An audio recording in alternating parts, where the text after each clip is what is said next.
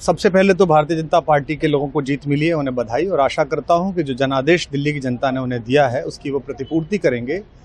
और वे सब आम आदमी पार्टी के लाखों करोड़ों कार्यकर्ता जो अन्ना आंदोलन से आए, जिनके बहुत ही निश्चल, निष्पाप और बड़े भारत की राजनीति को बदलने के सपने की हत्या एक निर्लज्ज, नीच, मित्रहंता, आत्ममुग्ध और चरित्रहीन व्यक्ति ने की, उसके प्रति तो क्या संवेदना। दिल्ली को उससे मुक्ति मिली। और मैं ये जानता हूं कि अब जो आम आदमी पार्टी में लोग बच गए थे सत्ता के लोभ में, लालच में, पदों के लिए, उस पैसे के चक्कर में, वे सब भी अब वापस जाएंगे, लौटेंगे, कुछ अपने व्यवसायों में लौटेंगे, कुछ पार्टियों में चले जाएंगे।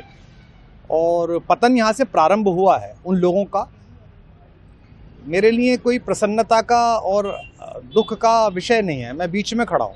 प्रसन्नता इस बात की है कि करोड़ों लोगों ने आशा लगाई थी, करोड़ों लोगों ने, लोग अपनी नौकरियां छोड़ के आए थे, व्यवसाय छोड़ के आए थे, दुश्मनियां ली थी लोगों ने। उन सब की हत्या एक आत्ममुग्ध आदमी ने, एक चरित्रहीन आदमी ने अपनी निजी महत्वाकांक्षाओं की पूर्ति के लिए की। उसको दंड मिला, ईश्वरीय विधान से दंड मिला। प्रसन्नता इस बात की भी है कि न्याय हुआ। आज जब कहना नहीं चाहिए, लेकिन आज टीवी पर जब जंगपुरा का निर्णय आया और सामने दिखाई दिया कि मनीष हार गया, तो सदा तटस्थ रहने वाली और राजनीति से विरत रहने वाली मेरी पत्नी जो है, उसकी आंख में आंसू आ गए, वो रोने लगी। क्योंकि उसी से उसने कहा था कि अभी तो है ताकत, और उसने कहा था भैया ताकत सदा तो नहीं रहती। तो ये अहंकार आशा करता हूँ अगले लोग नहीं करेंगे, जो बाकी दल है वो नहीं करेंगे, इससे सबक लेंगे।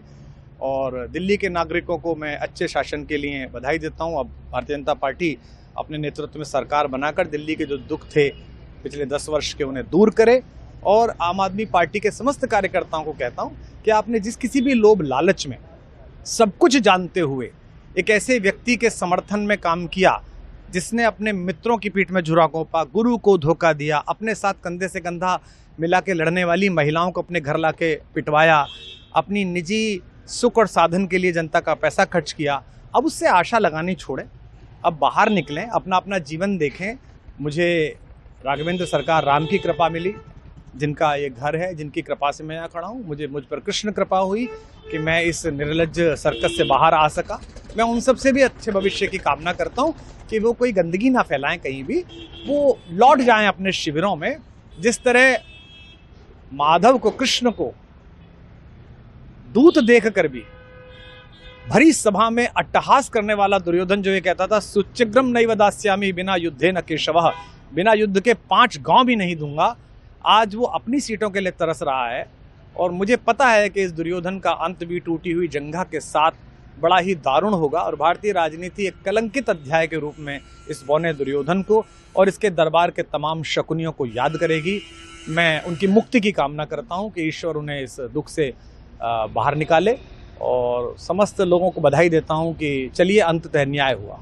सर, बात करें दिल्ली के चुनाव या यूपी के उपचुनाव मिर्जापुर को लेकर, चुनाव आयोग पर तमाम तरह के आरोप लगाए जा रहे हैं। अखिलेश यादव ने कल कहा कि वहाँ उपचुनाव में मिलकर, ये राजनीतिक विषय है, इस पर मैं राजनीतिक कार्यकर्ता नहीं हूँ, तो इस पर मेरी टिप्पणी शोभनीय नहीं है।